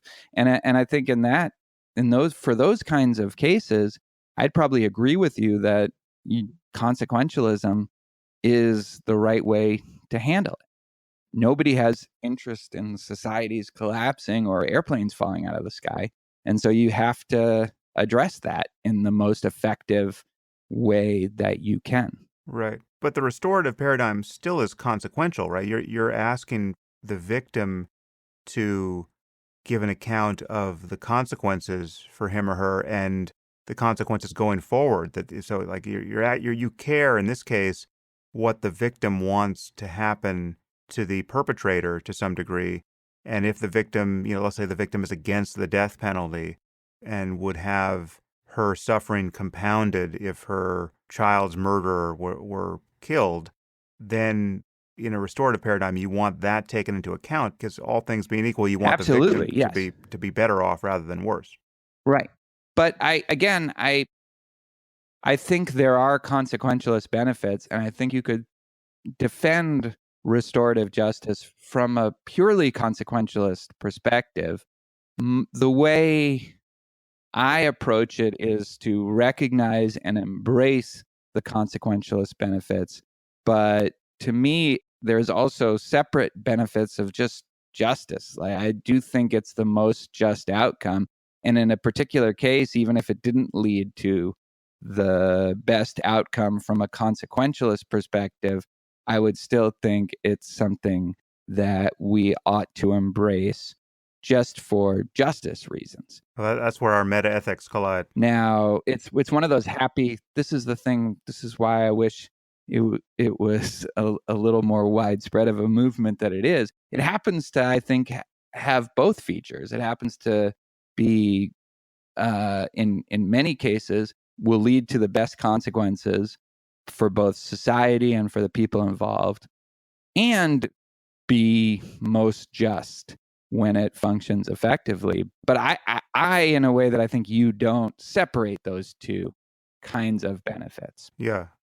Why do you feel the need to separate them? Because it seems the need to separate them would only be evident if you could find a case where justice, the thing seeming just, was not a matter of the good effects of it seeming so on the minds of all involved and on the future behavior of people like ourselves, right? It's like justice matters because it matters to people. Yeah, I mean, at this point, I think in the second time you came on, right, we had a version of this discussion, except it took like 3 hours. Yeah, this could be 2 hours on this point. At a certain point, consequentialism and the kind of view that I'm talking about start to merge in a way that the distinction between them seems very hard to identify. I guess the kind of case that I'm talking about would be one where the victim feels satisfied, the community feels satisfied, but maybe the outcome isn't optimal for society at large. It's not destructive for society at large, but it's not optimal. There was a optimal outcome that the relevant parties involved didn't reach. And had that been the outcome, maybe the victims and the offenders and the family members would have been less satisfied, but society would be better off. In that kind of case, I would still endorse the restorative approach, even though it led to a less optimal outcome. Although, again, I think that often it leads to the better outcome. But even if it didn't, as long as the people involved achieved a kind of resolution that felt right for them, I think that that has kind of intrinsic value over and above whatever consequences it has for those people and for society at large. Right, right. Well, so I suspect you're smuggling in the collective benefit of focusing on the individuals in this case. So we all recognize we live in a world where occasionally we're going to be the individuals who should be treated as individuals and shouldn't just be part of some vast calculation that takes society at large as the locus of moral concern. So we want to preserve that world. We think that there's a good to society in the end, whether the calculation seems to work out or not, by treating people as individuals in their own case. But also, you're not spelling out what the difference is between the optimal solution for society and what was achieved in this case. And if that difference were great enough, well, then we'd all be forced to recognize that, the price was too high. That has to be like a hair's breadth. Yeah, I mean, I agree with that. I do think that there is a so if the price was too high, that's the key, right? There can be a price, there can be a consequentialist price for restorative justice, but I don't think that price should be too high as society. So if the price is from a consequentialist perspective for society is going to be too high for the restorative outcome, then I think, yeah, then you have to go with the consequences at that point. Where I think we disagree, if we disagree about this at all, I don't know. I see you committed to even any price, a tiny price is not worth paying for what would otherwise seem like a just outcome for the people involved. And I'm willing to pay some price, just not too high a price. And where that boundary is vague. I think I'm willing to acknowledge that there's a price paid to just having to figure out what the price is.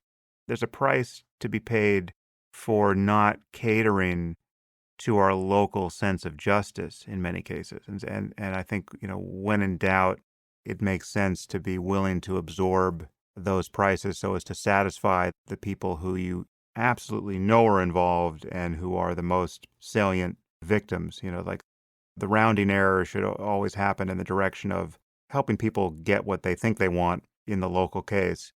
It actually does kind of wind back to the apparent justice in a lot of those YouTube videos, right? Whereas, like, I recognize that in a better society, none of those videos would be possible because the bully would not have had the opportunity to misbehave, and certainly, Or wouldn't want to misbehave or wouldn't want to take advantage of a weaker person. right. Yeah. And the weaker person wouldn't have had to prove his courage in defending himself. And my consequentialist picture would have to account for all that is lost in addition to all that's gained when all of that changes. And so it's interesting to consider in a perfectly well-ordered society where courage is no longer necessary on some level, what is lost when we no longer have to develop courage. We would want to, in the service of some higher ideal at that point, we'd want to create artificial circumstances by which we developed courage because we would think that courage is probably still important ultimately. Yeah, it's part of living a good life. The restorative justice thing, I was curious what you thought about it because I think you are somebody that likes to, when you get into conflicts, handle them yourself. Mete out rough justice, yeah, Yeah, exactly. or complicate my life by trying. Yeah, exactly. Right. Like you didn't want to just have a social media fight with Ezra Klein. You wanted to hash it out. And now maybe it didn't work out in that case, but that impulse to try to resolve it and to try to address the grievances that you felt and that he might have felt, like that's a good impulse. That's, I think, something that is worth preserving. And it's just something that is absent in how we handle criminal conflicts and even conflicts at lower levels. I mean, restorative justice in the schools is something new and really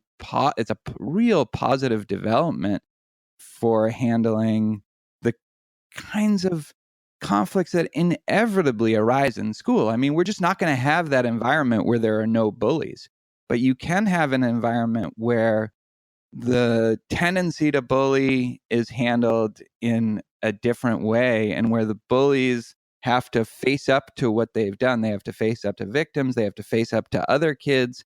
And that's, there's a lot of benefits just in terms of solidarity and community, and the way norms and boundaries get clarified when you have these kinds of face-to-face personal interactions. You start to understand where other people are coming from and understand what the constraints on behavior should be in a way that just doesn't you can't get if you're just suspended from school for a week.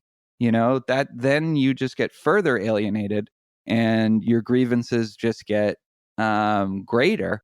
And if you're expelled, well, now you're out on the street, and that's nothing good is going to happen from that. So I think there's a lot of one of the things I think honor cultures get that we don't is some of the benefits that can come from conflicts, just in terms of bringing the community together and in terms of clarifying norms of what's acceptable and what isn't. A lot of times that can only really be internalized when you have these face-to-face encounters.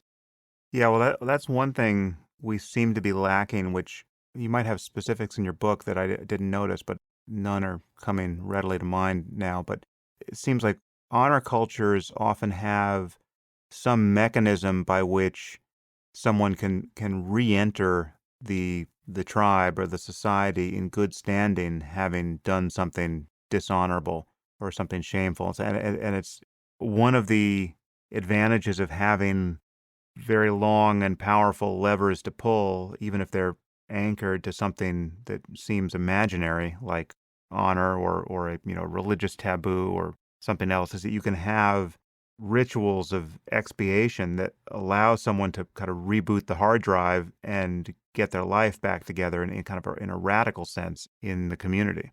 Yeah, absolutely. I mean, this is something that we lack as a society. Not only do we lack ways of reintegrating offenders back into their community and back into society, we actually make it harder, right? We have the box of that they have to check that they've committed a federal offense in order to get a job, and then a lot of people just won't hire them because now this is after they've paid their debt and served their time, and they're still being punished, there's the society is still making it difficult for them to re-enter the community and survive without committing more crimes. And in honor cultures and in restorative justice, restorative approaches, there is always a stage for reintegrating the offender within the community once the sentence has been served or the compensation has been achieved, and everybody's satisfied. They also devote resources to reintegrating the offender and making them a valuable part of the community, enabling them to contribute to the community, maybe in ways that they didn't before. And yeah, that's not something we pay any attention to. In fact, we place obstacles on that happening. And again, that's one of the great benefits of restorative justice is that it does have that stage. It has the stage of determining guilt and innocence, the stage of determining the sentence or the outcome, the resolution of the conflict, and then the stage of reintegrating the offender. How do you, as a moral philosopher, think about forgiveness and the restoration of a person's identity in society? So I guess let's just sharpen it up with an actual example. I mean, what do you think should happen to someone like, let's say, Harvey Weinstein, if he genuinely takes responsibility insofar as we can make sense of that philosophically, for his crimes and near crimes, and just seeks to re-enter society with a genuine intention to repair some of the damage he's done. What does moral philosophy and your focus on it do for your apish intuitions about what society should allow in that case? Well, so Harvey Weinstein is a little bit of a tough case because, first of all, it does seem hard to imagine him taking responsibility in the way that you describe in a sincere way. And also, I don't know the extent of his offenses. But let me give you a related example. So, you know, this guy, Dan Harmon, who does Rick and Morty and who was the showrunner for Community, that show. So he was called out also for one of these Me Too by a writer who was on Community for being for sexual harassment. Essentially, he harassed her as one of his writers for a year or a couple years, and she called him out on Twitter. And he has a podcast, and he went on the podcast, and he just, like, I guess he spent 9 minutes. If you listen to it, it's pretty interesting, describing what he had done, taking full responsibility for it, describing the ways in which he understands now that he harmed the writer, and not asking for forgiveness, but just apologizing and holding himself accountable for it. And so he does that. The podcast goes out, and she both forgave him publicly, and she forgave him privately, or they talked privately. He gave her a personal apology, and they hashed it out.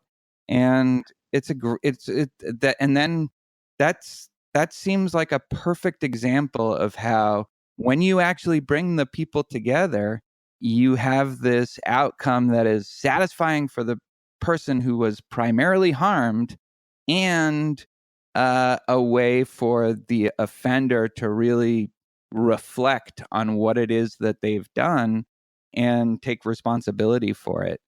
And I don't know what the analog would that be for Harvey Weinstein doing that. Again, I'm not exactly sure what. A 90-minute podcast? Right. It would exactly. It might even have to be like, he might even have to do like a video of himself or something, basing himself in some way. I don't know. But that seems like, on a smaller scale, maybe, well, surely, an example of exactly how this kind of thing could be handled. And once it is handled that way, and she was very clear on Twitter that it's important for her to publicly forgive him, and it was important for him to publicly affirm the wrong that he did, and why it was wrong, and why it was harmful. Now that message goes out to the community that this kind of behavior is unacceptable, but it doesn't mean that you're banned for life.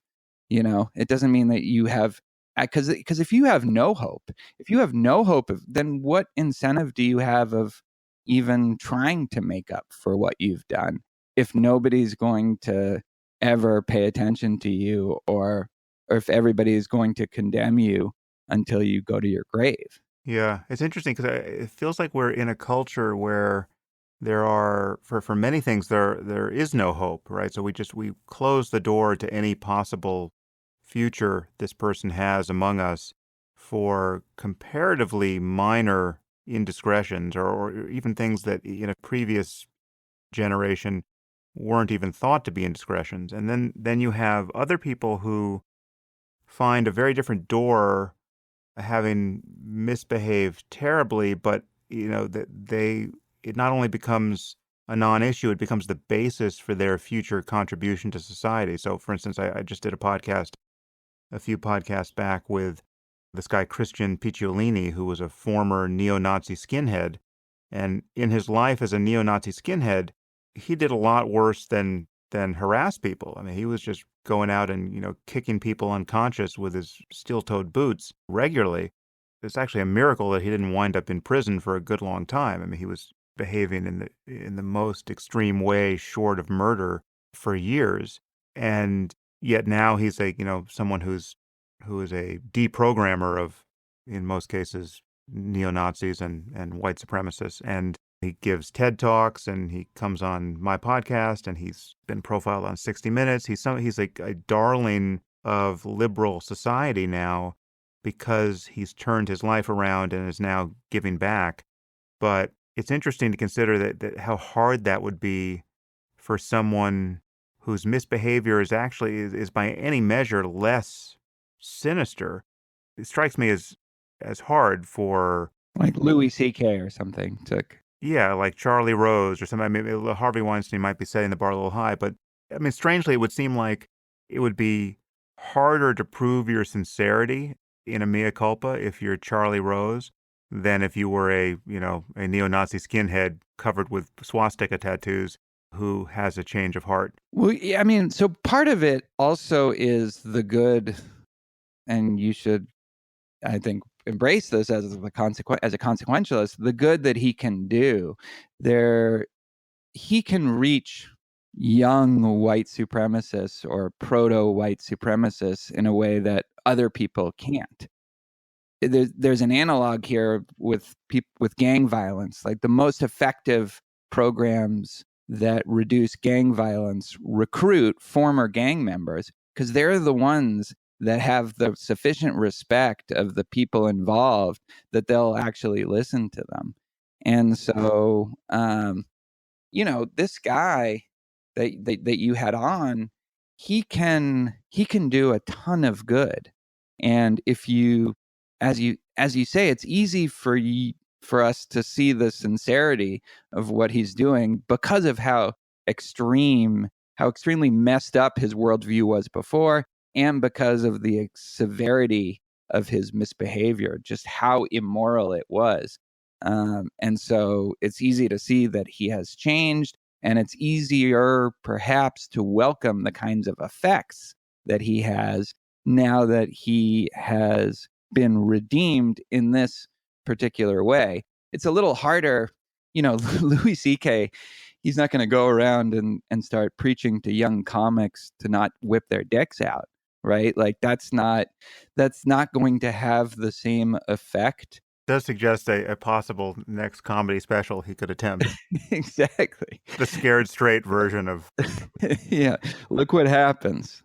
But I don't know. I think we're early in this Me Too process. It's early, but it does seem like people tend to rebound from these kinds of things eventually.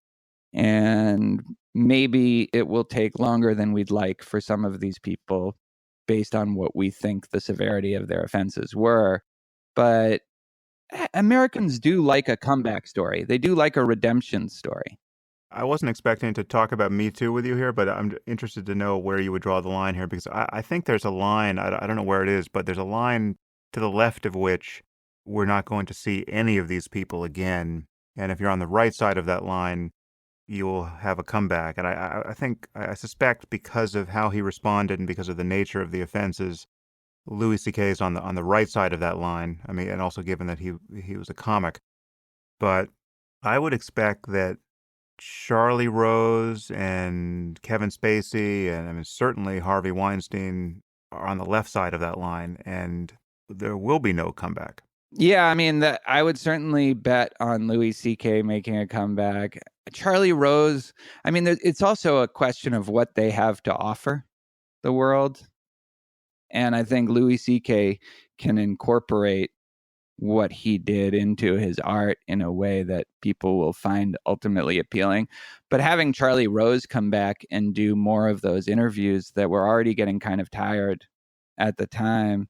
So, I mean, part of the equation, whether this is fair or not, is, well, what's the benefit that can come from, artistically or in terms of what kinds of norms you can broadcast or the ways in which it would be healthy for everybody involved to see you take responsibility and be reintegrated into the community. And with someone like Charlie Rose, who's already on the backside of his career, it's a little harder to imagine. But I could imagine a sort of a younger version of Charlie Rose in the earlier part of his career. And again, I don't exactly know what Charlie Rose did. I know he was creepy, and I know he was accused of but he wasn't accused of sexual assault, was he? Not that I'm aware of. No, but it was just kind of just the professional impediment this posed to so many people working under him. And I mean, he was kind of way across the line in terms of the power imbalance and the harassment side of this thing in a way that Louis C.K. wasn't. But I was like Kevin Spacey is the easier example because it's easy to see that he could have done many more movies and many more seasons of House of Cards or whatever it was, and the people perceive a real artistic loss there. I mean, they would want Kevin Spacey to be back in film for at least another decade, but I don't think there's any chance of that happening. I mean, I would put the chance at, near zero for that. I mean, maybe. Yeah. I don't know. Gun to my head. Will Kevin Spacey ever appear in a film or TV show again? In a film made in the United States. I guess I'm sure I you can mean, look find at some Roman Eastern Polanski, European look at Mel country. Yeah. Gibson, look at Well, I mean, Roman Polanski is an interesting case because I think by today's standards, I mean, one would have thought even yesterday's standards, he should not have had a career at all after that. I mean, that was what's alleged in his case is completely insane. Although I think, actually, this does it connect to our does. It previous absolutely conversation does. Yeah. because, yeah.